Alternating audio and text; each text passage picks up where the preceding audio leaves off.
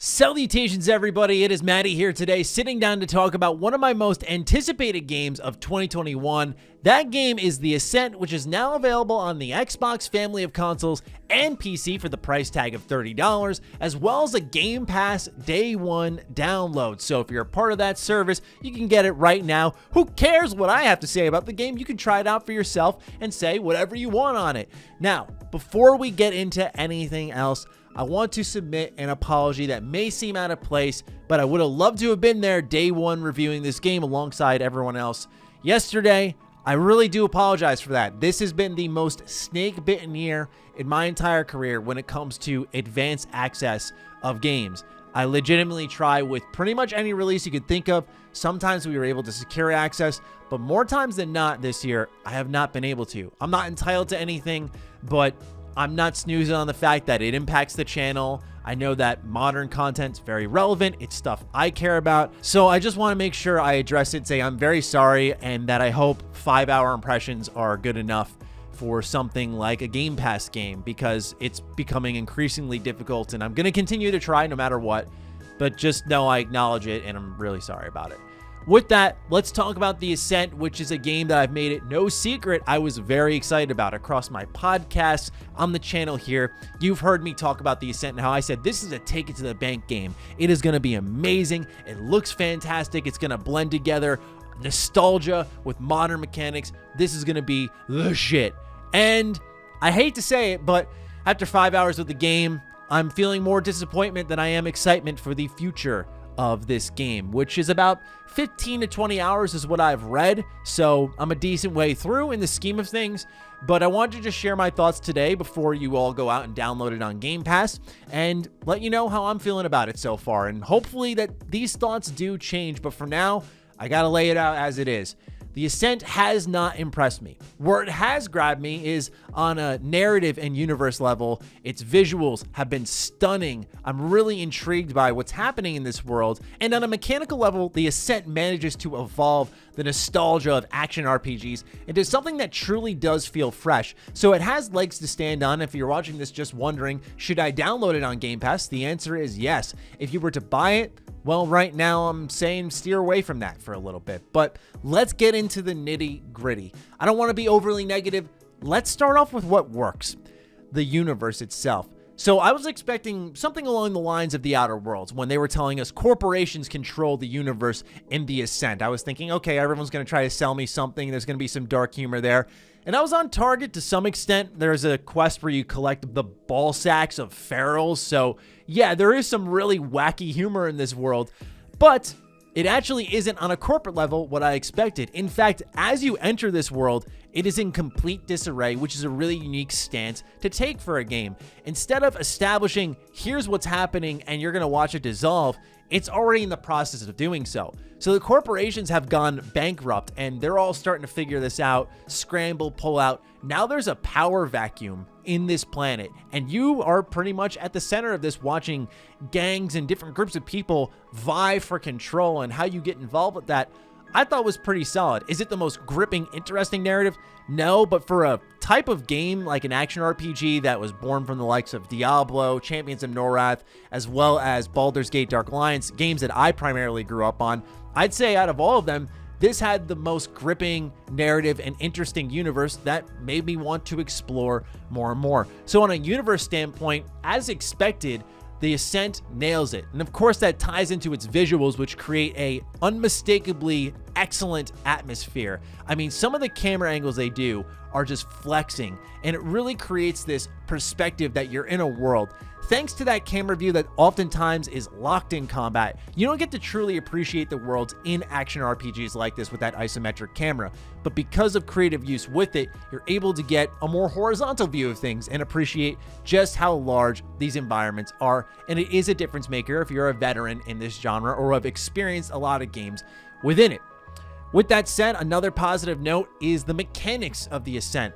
I absolutely love the verticality and consideration of elevation within this game. you can take cover and then hold the left trigger and you can aim high. And when you do that, whether an enemy's on a stair set above you and you're standing and you want to shoot above you, or you're sitting behind cover, you're able to press a button to aim above an object in front of you, which adds some depth there, which may sound kind of ridiculous. But for this type of game, I've really never experienced anything like it. And so you're always considering the world around you. What can you take cover with? When's it time to run and gun? When's it time to use powers? And that dynamic choice as the gameplay evolves is one of its greatest strengths. So with that alone, like I said, it's a pretty easy download, but there are some very much fundamental design issues that I experienced that really made it feel like time wasted at certain moments, and that's pretty harsh to say. So one of them was really the way that they laid out side content for the game. When you enter the first town in the game after completing the tutorial section, they open up with a thing saying, hey, there are plenty of side quests around you. Why don't you go pick some up? So when I pick them all up, I'm looking through my journal, I'm checking everything out, and there are different level requirements per quest. Now I check out one that's for level 7, and at the time I was a level 5 or 6, and I thought, okay, let's do this one. And it brought me to an area where I was fighting level 11s and 12s, and they were out of range, and so they would kill me pretty quickly. But what's strange is on the other end of that was my quest objective. Now I thought to myself, well, I had heard that this game is a little buggy. Perhaps this is one of them. Whatever. I don't need to do this side quest. So I don't think much of it. Later on in the game, I pick up another side quest. This time it's to go find a stash of some kind. Someone had died, they left some weapons and gear behind, and now I was going to go pick up where they had left off. So I track it down once again, and once again, I'm dying because I'm in an overleveled area. So I think to myself, okay, let's just keep going. I maneuver around the area, and on the other end of this high level area is my quest objective. And so I'm like, okay, this is twice this has happened now.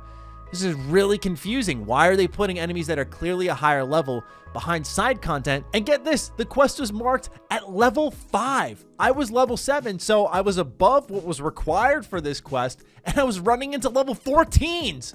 14, double my level and almost 3 times the size of the actual quest requirement. And then I get there only to find out I needed something very specific, which either I had not unlocked or not had equipped yet to get through the doorway. So a second time around, it was time wasted, only to learn that for me to get back, I could scramble around the map to find this new metro station that would take me back to the town, which is one of the game's flaws, is navigation. Or what sadly became easier was marking a waypoint for a quest that brought me back to that hub area and hoofing it back just like I did time in, time out. So then I went to a third side quest. This one I was like, has to be a no doubter. It took me back to the tutorial area. So simply put, I knew I'd been there. There's no way they could stop me. And fortunately, they didn't. So you go back, you comb through the entire tutorial area again. This is the one where I said you were collecting ball sacks. Sure, why not? Funny little quest. You're killing a ton of enemies. It sends you all the way back to quite literally where you started the game. And then there isn't a shortcut back, which is one of the key flaws in level design in the Ascent. And many other games make this mistake of not letting you shortcut your way back to the quest to complete it quicker and not waste your time. So then all the way back I go, and once again it started to feel like this game was not respecting my time. But that aside, I almost don't care. It was really that the design of it is what made it wasted time. That I walked into an area and I was getting blasted by level 19s even though I was on a level 7 quest line. It just didn't make sense on that front to me, and I struggle with it immensely throughout my 5 hours so far with the title. This may tie into how I played the game. Single player, I played it by myself, and as I got to certain points in the game, this is not an issue, but it felt more and more designed around co-op because there were very generous checkpoints that saved your progress almost attentively. So I was fighting chrome bodies, they would continue to kill me, but every enemy I wiped out in that area would be saved. So if I only took out like 2 grunts and still 4 remained on top of the chrome body, those 2 grunts would be gone the next time I respawned. And there's no narrative reason for why that's there. I think the game is pretty self-aware that by yourself, you can get your ass handed to you pretty quickly.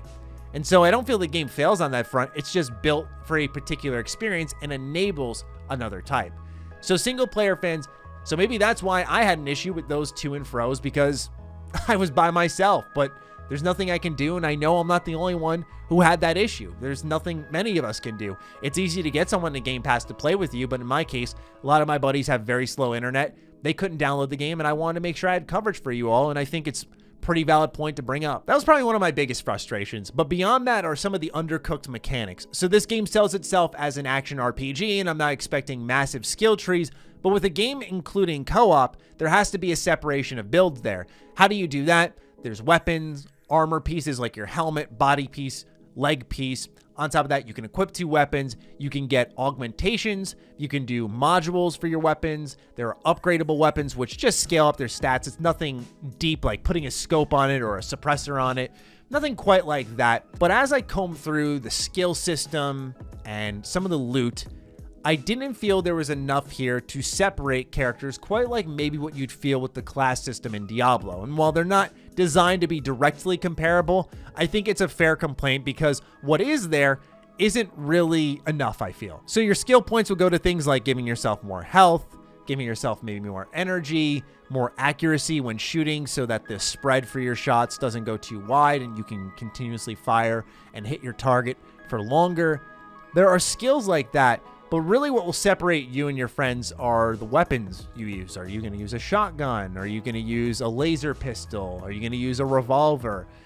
But beyond that, it didn't feel like there was enough that said like, I'm this type of player, you're this type of player. The only place I saw that was with augmentations where I had a hydraulic fist. So if someone got close to me, if a group of enemies got close to me, it was a really good feeling punching them out, taking out my RPG launcher, shooting another group of enemies, and just wiping them out, watching all the gore display throughout the screen. Really satisfying feeling there. But that was the only manner of separation I personally felt you could see. And the reason why this may be underwhelming for some is because this leads to a lack of synergy where you could do one thing, I could do one thing. It's simple co-op design, like I'm the healer and you're the fighter, and it's just that, right? And so you both have your own roles in the gameplay instead of just running around shooting whatever. And so what I started to learn is I think a lot of people are going to look at this as a twin stick shooter with more mechanics on top of it, like that RPG system, like that loot system, rather than what is marketed as an action RPG with undercooked mechanics. So for me, I was on that side of the fence where some people may actually be impressed with it, saying, well, this is a twin stick shooter that offers a lot for me. So just keep that in mind. But overall, it's not bad, right? It's just that some of the design is really off. I thought that the builds and the RPG mechanics were underwhelming. And mind you, I know I'm an RPG guy, so some may think my expectations were a little too lofty. They were not. I was not expecting hardcore skill trees, perks, all that stuff. I was just expecting something that would diversify how I played versus someone else, and that simply is not there. But what is there is a really good universe, a mechanically sound twin stick shooter with some pretty good elements throughout the gameplay, and it's co-op, day one Game Pass. On top of that, absolutely beautiful game. So there's something there worth playing, worth downloading. It's not going to munch away too much of your time from what I've read at about 15 to 20 hours. This could be burned through relatively quickly in a couple of long-term co-op sessions or by yourself.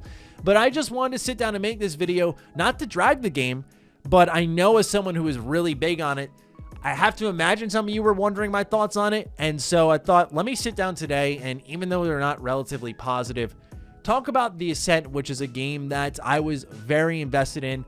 And this happens to be a problem this year in general, where I was like, is there something wrong with me? Like, let me step back. Am I just being a negative guy? But simply put, I mean, it's been a pretty tough year for me with games. I just feel like certain things have not clicked when they should, and some things have unexpectedly clicked. Like Death's Door was a really tremendous treat for me.